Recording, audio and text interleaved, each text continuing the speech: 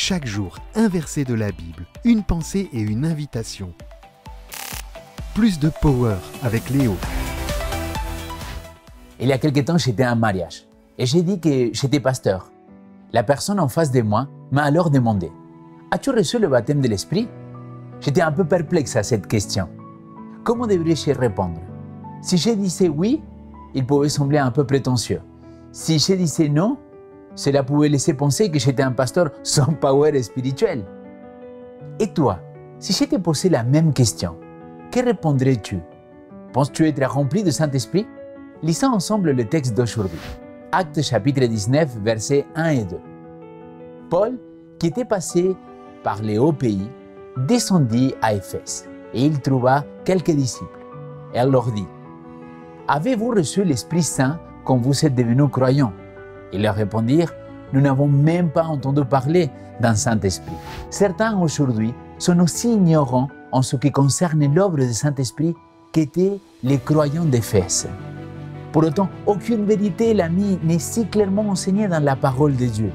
Les prophètes, les apôtres et Jésus lui-même ont tous parlé de ça. Vous savez, dans l'évangile de Jean, Jésus livre un discours final du chapitre 14 au chapitre 17. Et au centre, au chapitre 15, Jésus utilise l'image de la vigne pour expliquer son propos. Il dit « Séparés de moi, vous ne pouvez rien faire. » Mais ce qu'il faut comprendre, c'est qu'au chapitre 14 et au chapitre 16, il parle de la venue et du rôle du Saint-Esprit. Cela signifie que Jésus utilise l'image de la vigne et celle de la croissance des plantes pour illustrer son message.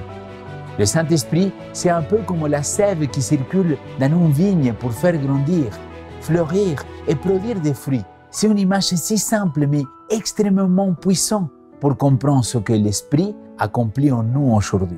Je cite, « La sève de la vigne montant des racines se diffuse dans les branches, soutenant la croissance, la floraison et les fruits.